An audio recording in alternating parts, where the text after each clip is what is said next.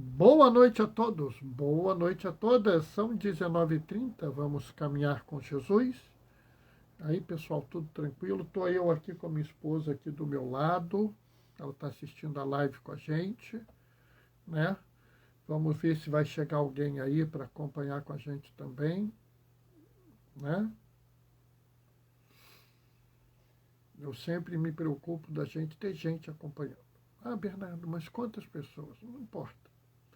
Né? Até porque uma coisa que me chama muita atenção é a quantidade de pessoas que assistem a live depois.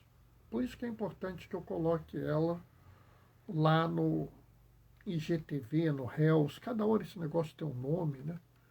Para que as pessoas possam assistir depois, né?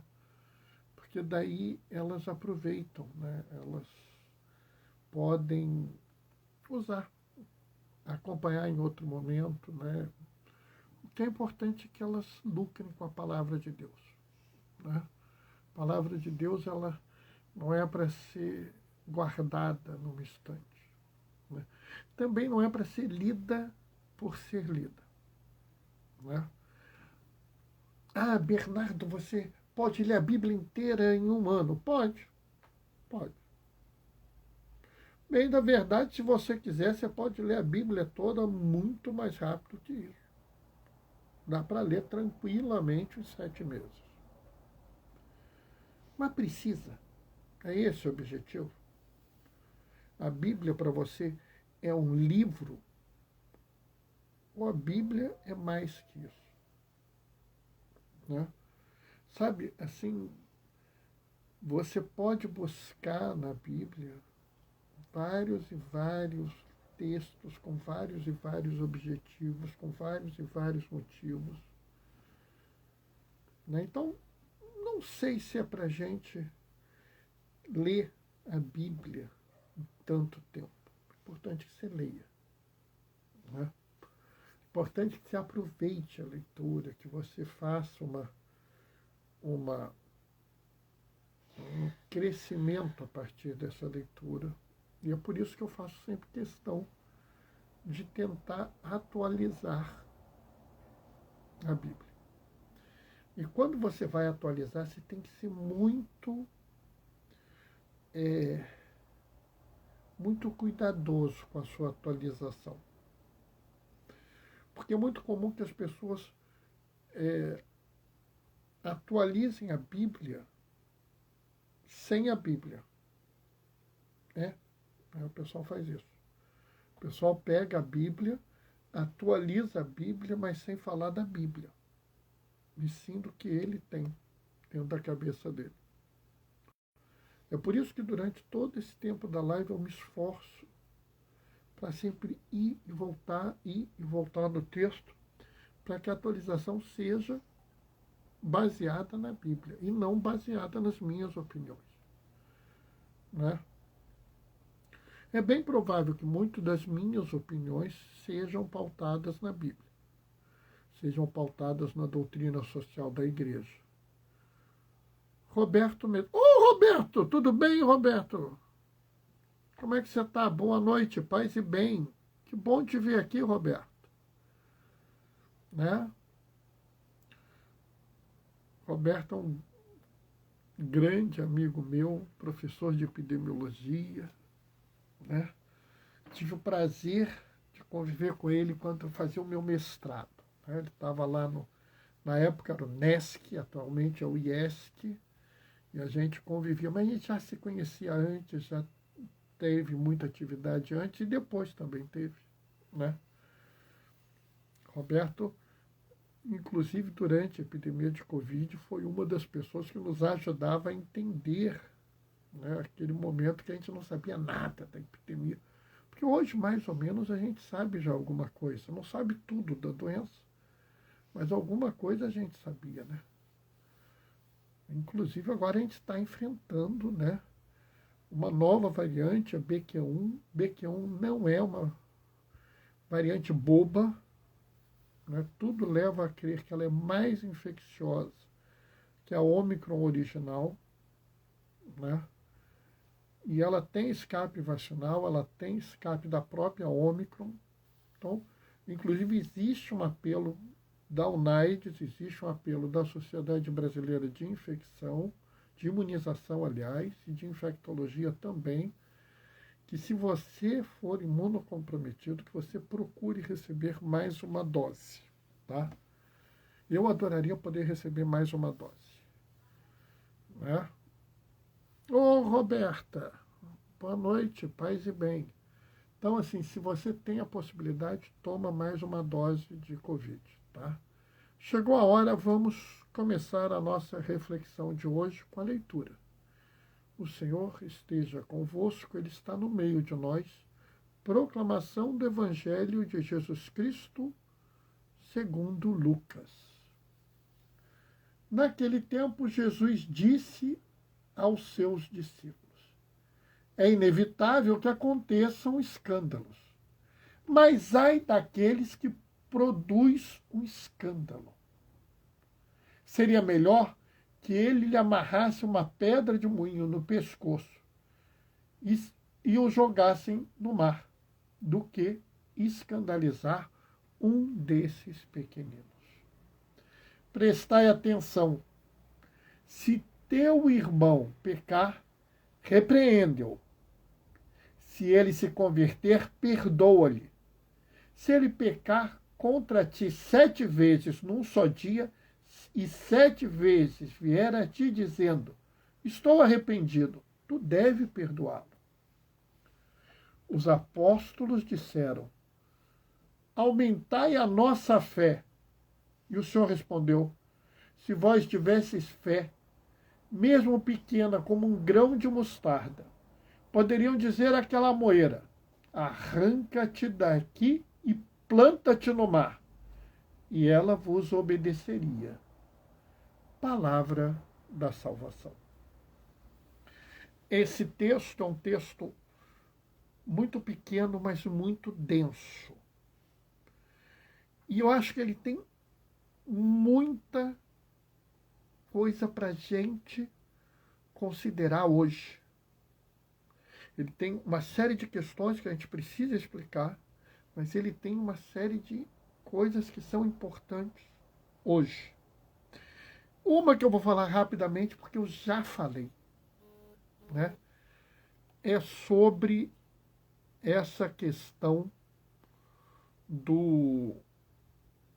da fé.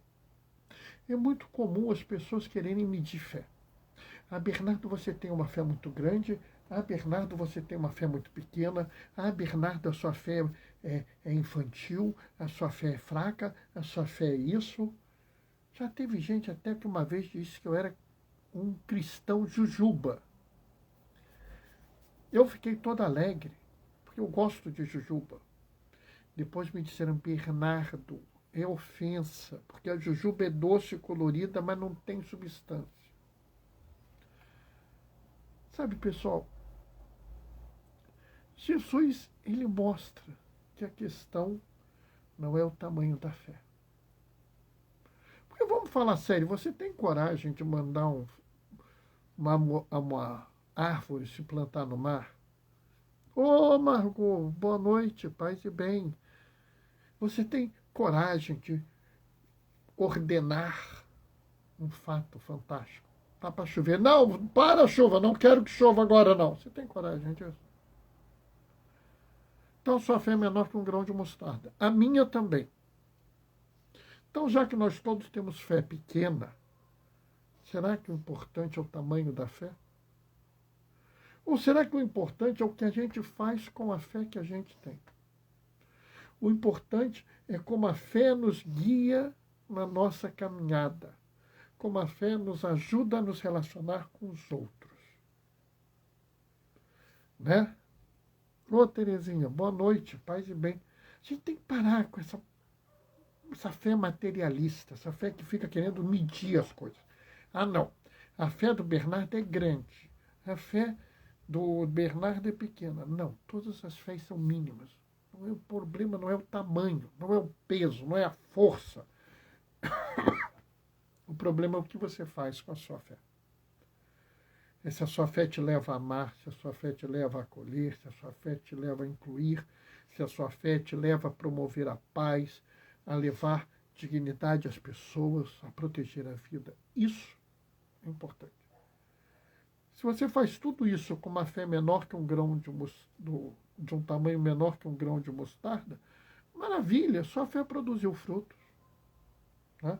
A minha fé é pequenina, do tamanho de um grão de trigo, maravilha, que plante ela e que ela dê frutos. Os frutos são mais importantes do que a semente. Já pensaram nisso? Em Mateus é falado isso. É o menor, a mostarda é o menor de todos os grãos, mas produz uma árvore frondosa. Os frutos da tua fé são mais importantes do que o tamanho, do que a força, do que a vitalidade. O importante é o que você faz com essa fé. E aqui eu já vou direto para uma segunda coisa que é muito importante aqui, porque aqui você tem um binômio de escândalo e perdão. E aqui eu acho que nós estamos diante de um momento onde a gente tem que repensar a nossa vida. Sabe, é muito interessante quando você vê Jesus dizendo assim: se seu irmão peca, repreende. Se ele se converte, perdoa. É interessante porque a repreensão, ela não tem a última palavra. A última palavra de Jesus não é da repreensão. A última palavra de Jesus não é da condenação. A última palavra de Jesus não é do desespero. A última palavra de Jesus é da esperança, é do perdão, é da reconciliação. Se o seu irmão pecou, repreende-o. Se ele se converte, perdoa-o. Se ele te pecar contra ti 7 vezes e se arrepender 7 vezes deve perdoá-lo. Sabe, é muito interessante isso.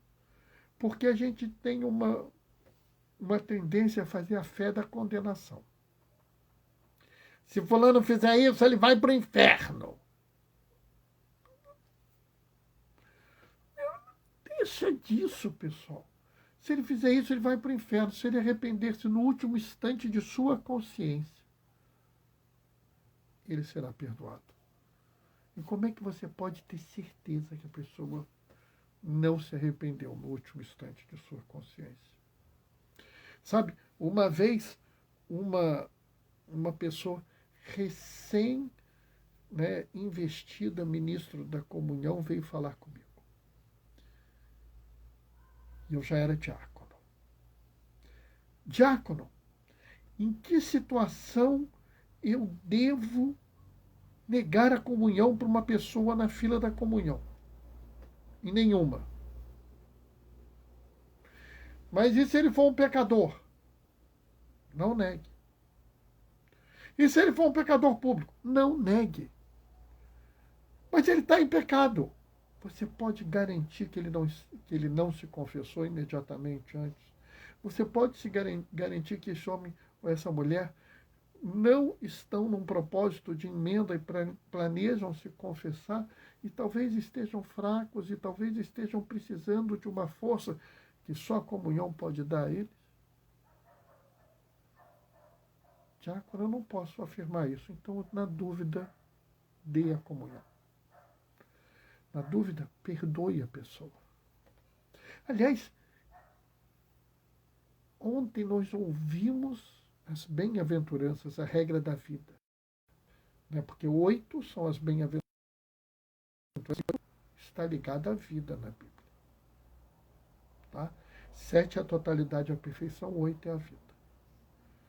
E uma das bem-aventuranças é: bem-aventurados os misericordiosos, porque alcançarão misericórdia. Então, seja mais radical ainda. Mesmo que a pessoa não mereça o perdão, lhe dê a si mesmo. Dê o perdão a essa pessoa, mesmo que ela não mereça. Bernardo, mesmo que ela não mereça, mesmo que ela não mereça. Porque haverá momentos que você não merecerá o perdão. E nesse caso, só lhe resta a misericórdia de Deus.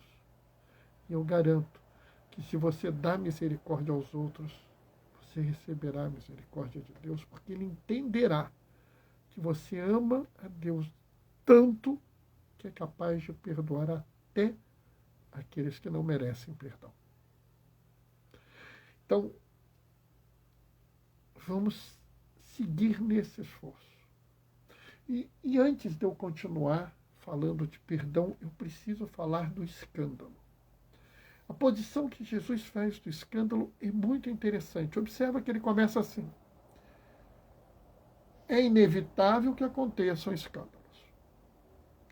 Jesus não está dizendo, você não deve causar escândalo.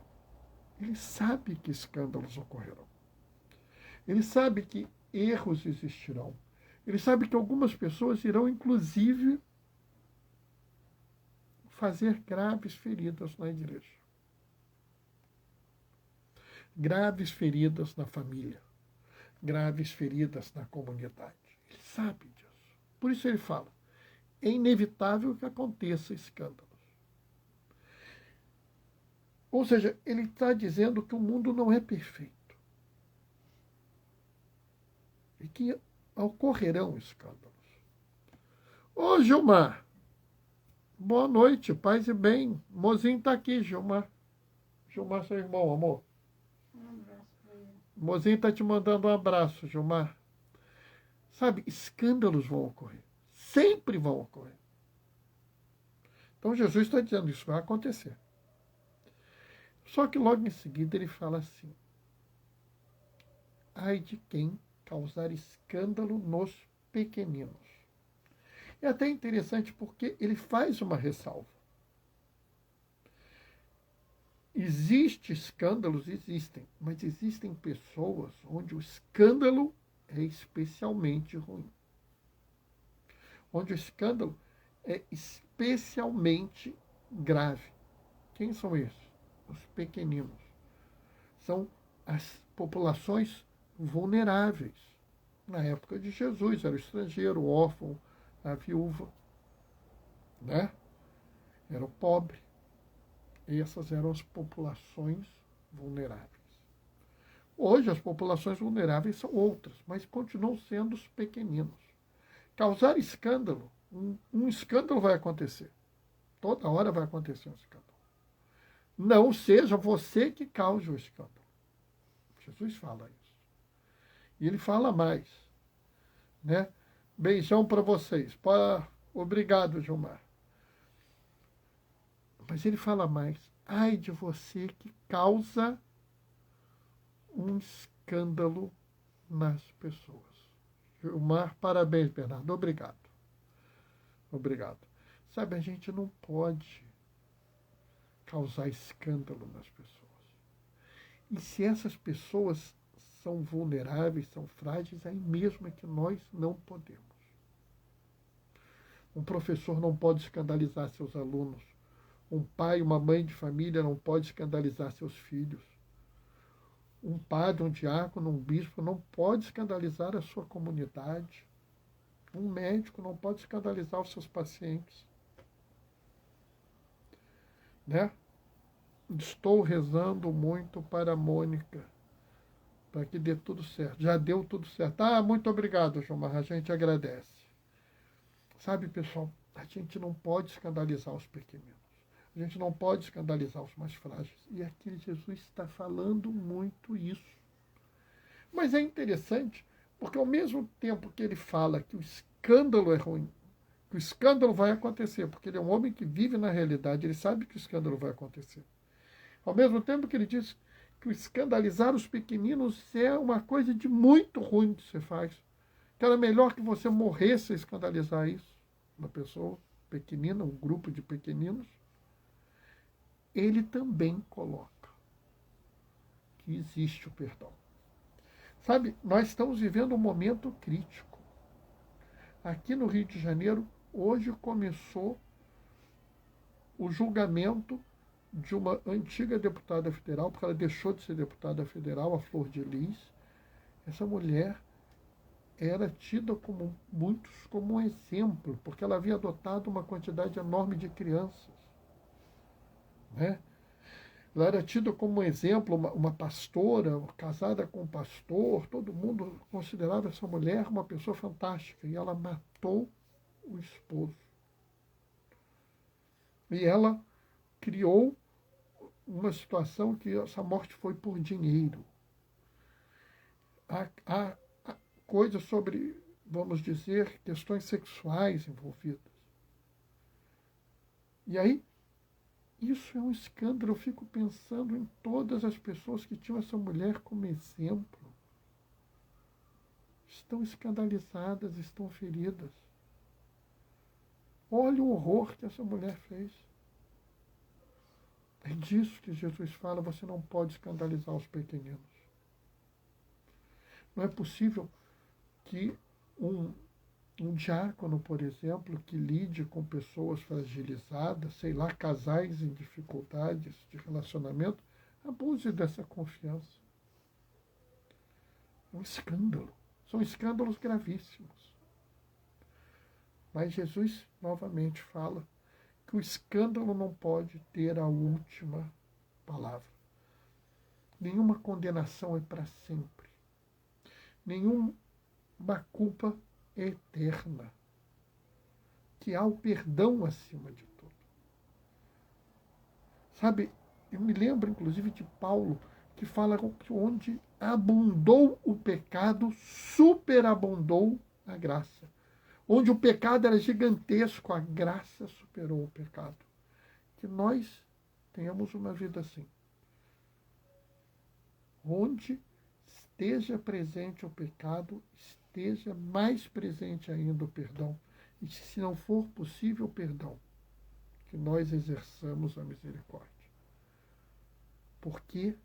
Porque a gente só mostra o nosso amor a Deus mostrando amor às pessoas. Então, guardem isso. Você só mostra o amor a Deus mostrando amor à pessoa próxima de você.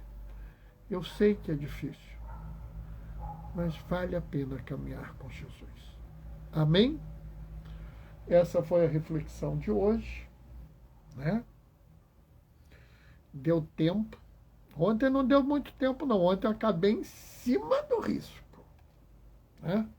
Mas ontem não tinha jeito, porque eram as bem-aventuranças. Eu quero trazer de volta, vou ver se eu trago de volta várias vezes isso. Enquanto no Antigo Testamento você recebeu 10 mandamentos, 10 ordens, no Novo Testamento você recebe 8 bem-aventuranças. Não é que os 10 mandamentos perderam a validade, não. Mas as 8 bem-aventuranças são formas de viver. Não são mais mandamentos, não são mais ordens, e sim formas de viver. Isso é importante, pessoal, porque a gente tem mais a aprender nas formas de viver do que no mandamento. A forma negativa, ela assusta, mas ela é limitada. A forma positiva, ela talvez não te assuste tanto, talvez ela te deixe até feliz, mas ela te compromete muito mais. Quando você ouve de Jesus, felizes aqueles que promovem a paz, bem-aventurados aqueles que promovem a paz, porque serão chamados filhos de Deus, ele te comprometeu. Bem-aventurados aqueles que têm fome e sede de justiça, porque serão saciados. Você está comprometido. É lindo de ouvir, mas te compromete. E aqui eu quero te lembrar de uma das bem-aventuranças. Bem-aventurados os misericordiosos, porque alcançarão misericórdia. Se quer alcançar misericórdia de Deus, seja misericordioso e misericordioso com as pessoas à sua volta. Tá? Bom, está na hora de acabar. Eu vou me despedir, deixando a minha bênção, marcando o encontro com vocês amanhã, 19h30. Combinado? Quem puder, vem. Qualquer um. Quando vier, a hora que vier, o dia que vier, vão ser bem-vindos. Vão ser bem-vindas. Tá? Hoje eu tive alegria, várias pessoas queridas aqui, né? Então É bom ver vocês. Tá? Vou me despedir deixando a minha bênção. E essa bênção, eu vou pedir a intercessão de quem para essa bênção? De quem eu peço intercessão, mozinho? Dá uma pessoa aí. Já sei, Lázaro. Vamos pedir a intercessão de Lázaro. O Senhor esteja convosco, Ele está no meio de nós. Por intercessão de São Lázaro, desça sobre vós e permaneça para sempre a bênção do Deus Todo-Poderoso no amor. Ele que é Pai, Filho e Espírito Santo. Que a alegria do Senhor seja a vossa força na caminhada. Vamos em paz, que o Senhor nos acompanhe. Amanhã, 19h30, a gente se vê. Até lá, beijos e bênçãos. Tchau, tchau.